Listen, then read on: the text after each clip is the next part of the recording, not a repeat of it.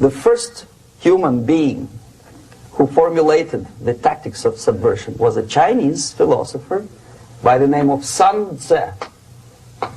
And he said, after long meditation, that to implement state policy in a warlike manner, it's the most counterproductive, barbaric, and inefficient to fight on a battlefield. You know that war is continuation of state policy, right? So if you want successfully to implement your state policy and you start fighting, this is the most idiotic way to do it.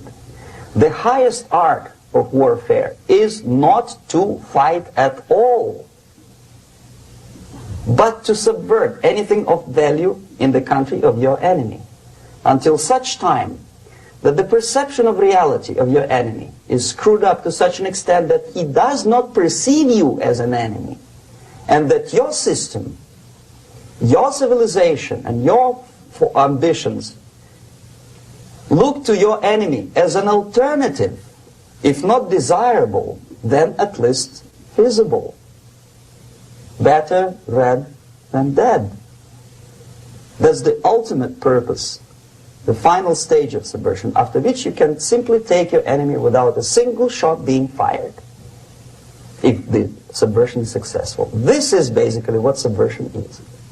What subversion is, basically, it consists of 4 periods, time-wise. If we start from here and go this way, time, right? This is the beginning point. The first stage of subversion is the process which is called, basically, demoralization. It says for itself what it is. It takes from, say, 15 to 20 years to demoralize a society. Why 15 or 20 years? This is the time sufficient to educate one generation of students or children. One generation, one lifetime span of a person, a human being, which is dedicated to study, to shaping up the outlook, ideology, personality.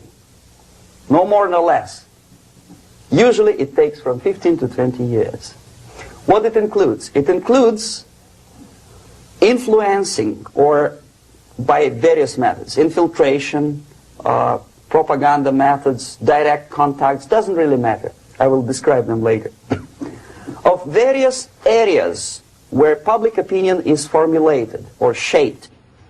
Religion, educational system, social life, administration, law enforcement system.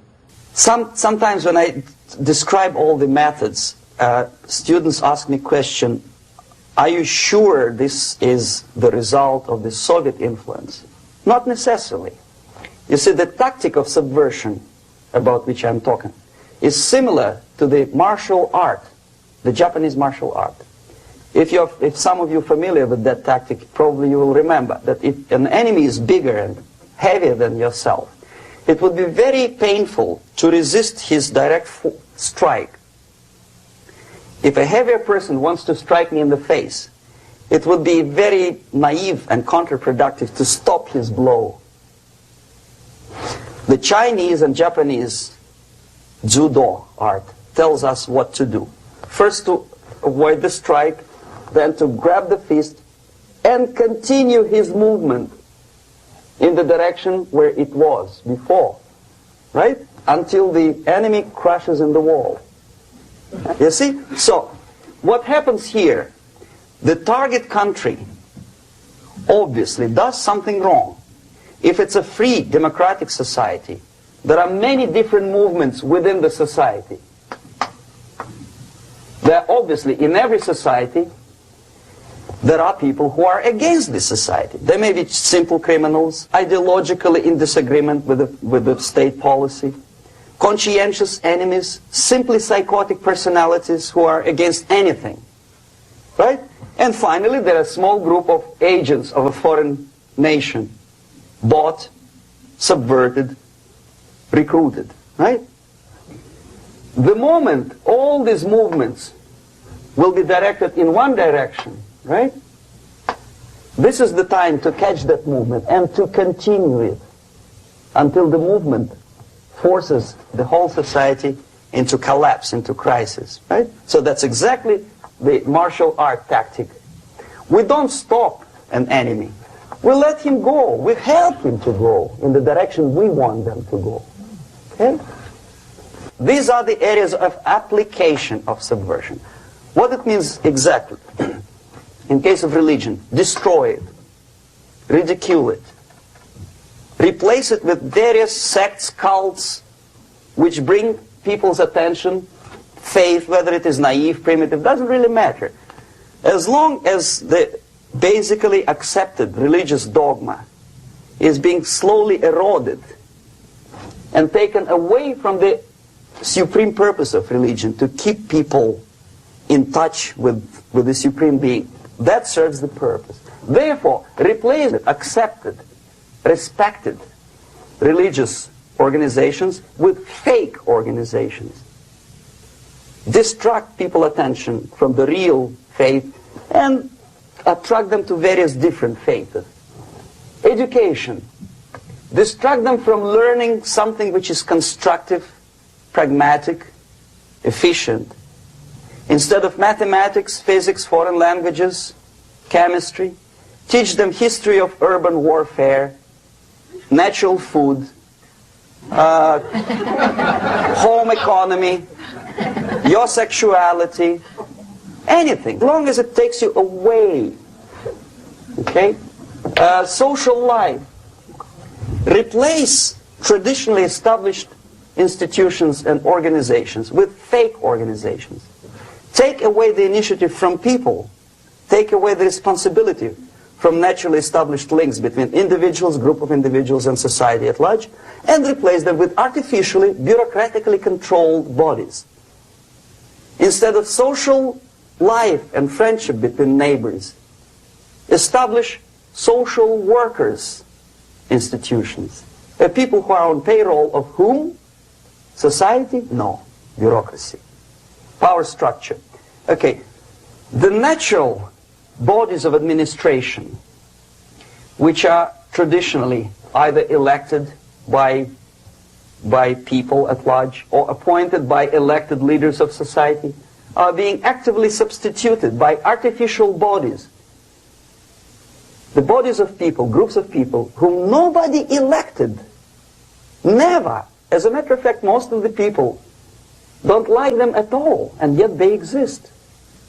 One of such group is media. Who elected them? How come they have so much power? Almost monopolistic power on your mind. They can rape your mind. But who elected them? How come they have a nerve to decide what is good and what is bad for the elected by you, president and his administration? Who the hell are they? Power structure slowly is eroded by the bodies and groups of people who do not have neither qualification nor the will of people to keep them in power, and yet they do have power. The next step is destabilization.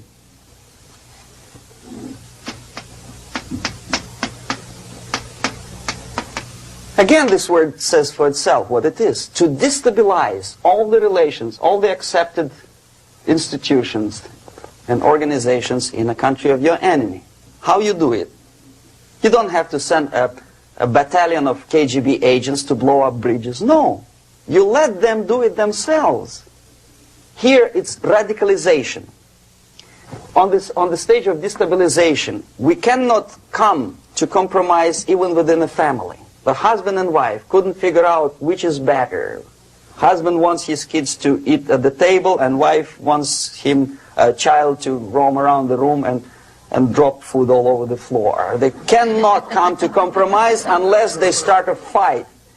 It's impossible to reach a compromise, constructive compromise between neighbors. This stabilization process usually leads directly to the process of crisis. In case of developing nations, that's the area where I was active. The process starts